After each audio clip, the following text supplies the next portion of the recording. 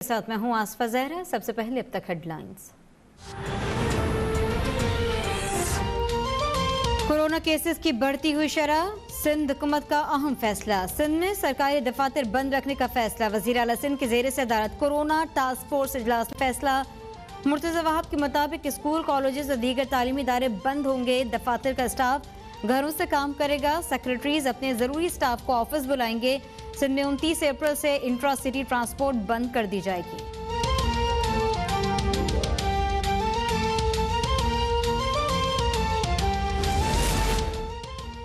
मुल्क में कोरोना से मजीद 70 अफराद जाँ बहक। 24 घंटों में 4,825 नए केसेस रिपोर्ट।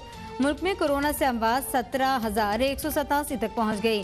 गुज़िश्ता रोज 50,161 टेस्ट किए गए। कोरोना केसेस में अस्पताल की शरह 9.6% रही। मर्दान में कोरोना केसेस में इजाफे पर डिप्टी कमिश्नर ने एक हफ्ते के लिए मुकम्मल लॉकडाउन का निफाज कर दिया। हर किस्म के तालीमी इदारे बंद, तकरीबात में पाबंदी होगी। पेशावर में हैदराबाद और बशीराबाद के इलाकों में माइक्रो स्मार्ट लॉकडाउन नाफिज करने का ऐलानिया जारी।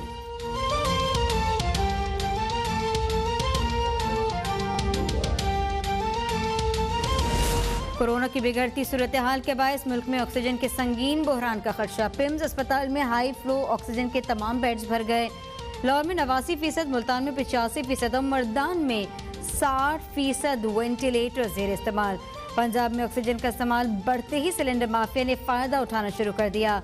7 किलो का सिलेंडर 1200 के बजाय 2500 में फरोख्त। 10 किलो के सिलेंडर की कीमत में 1500 रुपए का इजाफा।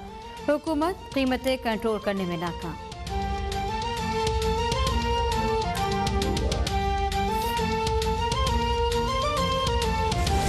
लाहौर में ट्रैफिक पुलिस भी कोरोना से निपटने में शाना बशाना। बगैर मास्क ड्राइविंग करने वालों को चालान जारी कर दिए। SOPs की खिलाफ वर्जी पर 1,83,000 गाड़ियों मोटरसाइकिलों को चालान जारी हुए। पब्लिक ट्रांसपोर्ट में कोरोना SOPs की खिलाफ वर्जी पर 13 मुकदमा दर्ज। 1,248 गाड़ियां बंद। पेशावर में जिले इंतजामिया का पाक फौज और पुलिस के हमरा कोरोना SOPs की खिलाफ वर्जी पर शहर में क्रैकडाउन। खिलाफ वर्जी पर 100 से ज्यादा दुकानें सील। दुकानदारों को गिरफ्तार कर लिया।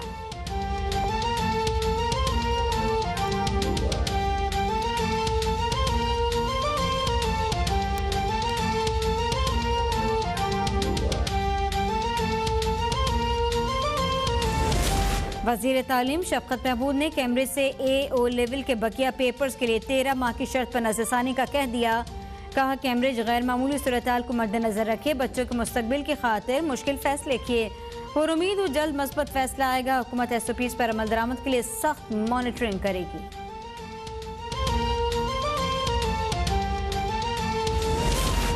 ओपोजिशन की जानिब से कोरोना पर सियासत चमकाना अफसोसनाक है। हुकूमत ने वबा से निपटने के लिए हर मुमकिन कदम उठाया। वज़ीर आला उस्मान बुज़दार का बयान। का अस्पतालों में वेंटिलेटर्स और ऑक्सीजन बेड्स की तादाद बढ़ाई गई है। PDM वबा के दौरान भी इज्तिमात करती रही। आज किसान कार्ड का इजरा कर रही हैं। किसान कार्ड से किसानों को बराह रास्त सब्सिडी मिलेगी। छोटे किसानों को मिलने वाली सब्सिडी करप्शन की नजर होती है। हुकूमत के पास किसानों का डेटा बर वक्त और ऑनलाइन दस्तियाब होगा।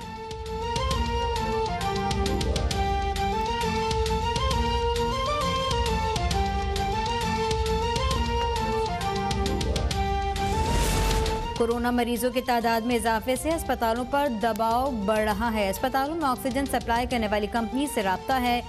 मुअव्विन खुसूसी फिरदौस आशिकावान का ट्वीट। कहा कि अस्पतालों में ऑक्सीजन की सप्लाई को हर सूरत यकीनी बनाया जाएगा। ऑक्सीजन सिलेंडर महंगे दामों बेचने वालों से आहनी हाथों से निपटेंगे। आवाम खुदारा होश के नाखुन लें। SOPs पर अमल दरामद यकीनी बनाएं।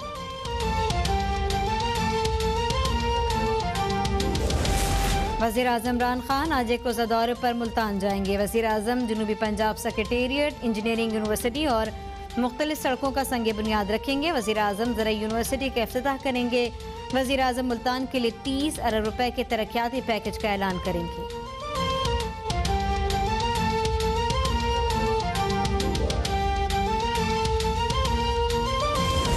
PDM का सरबराही इजलास मौलाना फजलुर रहमान की रिहाइशगाह इस्लामाबाद में आज होगा।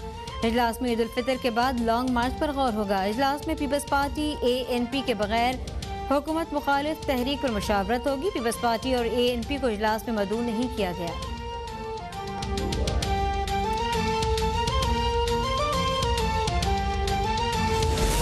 मुस्लिम लीग नून की रहनुमा मरियम नवाज ने NA 249 अवाम के लिए वीडियो पैगाम जारी कर दिया। कहा, हल्के में पानी की अदम फराहमी समेत मसाइल से आगाह हूँ। 29 अप्रैल को मिफ्ता इस्माइल को कामयाब करवाएं तो हल्के की किस्मत बदल जाएगी। ये नवाज शरीफ ही थे जिन्होंने कराची समेत पूरे मुल्क को अमन दिया। नून लीग की कराची को ग्रीन लाइन मंसूबा दिया जो मौजूदा नाअहल हुकूमत मुकम्मल न कर सकी।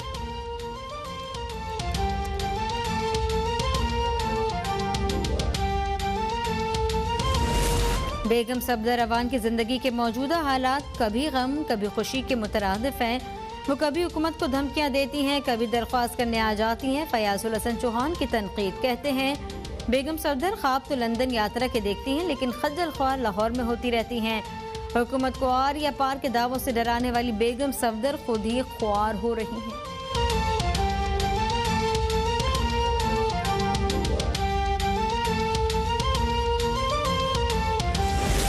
शर्मनाक बात है, हुकूमत ने अब तक 1% आबादी को भी वैक्सीन नहीं लगाई। हुकूमत ने वैक्सीन के मामले पर भी चीन पर इन्हिसार किया। सेनेटर शहरी रहमान का ट्वीट, हुकूमत को लताड़ दिया। कहने लगी अब तक मौजूदा हुकूमत ने $33 अरब के गैर मुल्की कर्जे हासिल किए। बैरूनी कर्जा 18 खरब तक पहुँच गया। मजमूई तौर पर पब्लिक डेट 44 खरब रुपए से ऊपर हो गया। सुबह शाम ये दावे करते हैं कर्ज नहीं लेंगे।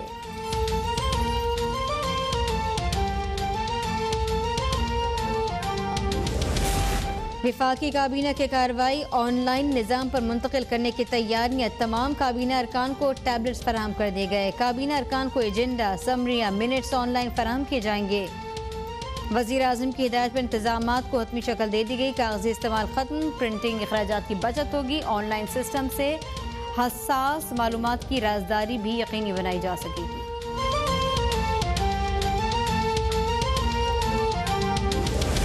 पाकिस्तान पेट्रोलियम के साबिक MD वामिद बुखारी की भर्ती से मुतालिक मामला। शाहिद खाकान अब्बासी नैब रावलपिंडी के सामने पेश हो गए। तफ्तीशी ऑफिसर ने शाहिद खाकान अब्बासी के खिलाफ तहकीकात का आगाज कर दिया। नैब ने PPL में मेगा करप्शन और वामिद बुखारी की गैर कानूनी भर्ती का नोटिस लिया था। एंटी करप्शन के कब्जा माफिया के खिलाफ कार्रवाइयां जारी। DG खान के इलाके मौजू रक्थल से 400 कनाल अराजी वागुजार करवा ली गई। जमीन की मालियत 2.5 करोड़ रुपए है। DG एंटी करप्शन के मुताबिक अरसा दराज से मुकामी जमींदार सरकारी जमीन पर काबिज थे।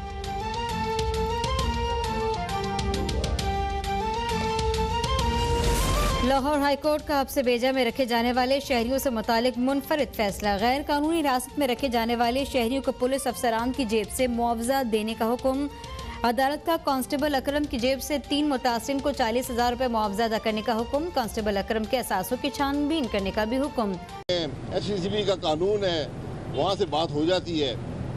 बहरहाल भर के जवाब दे देंगे। और मैं तो ये समझता हूँ कि जितना अरसा मैं वज़ीर आज़म रहा तो सिर्फ एक अपॉइंटमेंट मैंने ठीक की है, बाकी सारी तकरीबन गलत ही साबित हो रही है। हालांकि जितने लोग मैंने कंपनीज में हमारे ज़माने में लगे हैं, अल्हम्दुलिल्लाह उन सब ने एक्सेप्शनल परफॉर्मेंस दी है और मैं उन परफॉर्मेंस को डिफेंड भी कर सकता हूँ।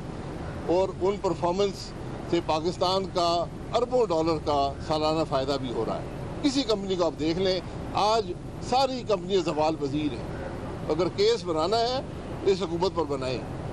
ये फलानी अपॉइंटमेंट में ये फलाना कॉमा रह गया तो फलानी बात नहीं हुई थी तो फलानी, ये बातें ऑडिट पैरा में होती हैं, इनका नैब से ताल्लुक़ नहीं है। लेकिन नैब कोई शौक पूरा कर ले तो हम हाजिर हैं जी। हर वक्त जब भी नैब बुलाएगा जवाब भर के उनको दे देंगे। नैब की तैनाती भी ठीक थी नहीं, वो तो आप नैब के हवाले से ठीक है। और मुझे शर्मिंदगी सिर्फ एक अपॉइंटमेंट की और वो चेयरमैन नैब की अपॉइंटमेंट की है। यकीन करें कि इस आदमी ने, इस इदारे ने इस मुल्क को तबाह कर दिया। और जिस किस्म के काम यहाँ पर हो रहे हैं, यानी आज चीनी का स्कैंडल इनको नज़र नहीं आता, लेकिन 2014 में जो PPL के MD की अपॉइंटमेंट हुई थी वो सबको याद आ गई है। ये दोहरे मयार जो इंसाफ के हैं, जो ये 2 नंबर काम आज एहतसाब के इदारे में हो रहे हैं, ये मुल्क की तबाही का बायस है। आज कोई लायक आदमी हुकूमत के लिए काम करने को तैयार नहीं है। कोई काबिल आदमी हुकूमत के बोर्ड में बैठने को तैयार नहीं है। तो कहता है कि जो काम मैं करूँगा कल नया पूछना शुरू कर देगी, तुमने काम सही नहीं किया, तुमने काम गलत कर दिया है। तो ये मामलात हैं आज मुल्क के। जितनी जल्दी हम बातें समझ जाएं हमारे लिए बेहतर होगा, क्योंकि आज हर पैमाने पर बदकिस्मती से ये कहना पड़ता है कि हमारा मुल्क ज़वाल पजीर है। अच्छा भाई साहब, क्या कहेंगे कि कल प्राइम मिनिस्टर इमरान खान साहब कहना है कि 2.5 साल की कारकर्दगी पर जो फ़ख्र है, महंगाई, बेरोज़गारी, सबसे बढ़कर कोरोना जो है उसकी वबा में भी शिद्दत आ गई, तो PTM का मुस्तकबिल साथ बता दें वो क्या आप देखते हैं? देखिए, अगर उनको फ़ख्र से आज पाकिस्तान पेट्रोलियम के सरबराह की तैनाती केस में तलब किए गए थे और केस के बाद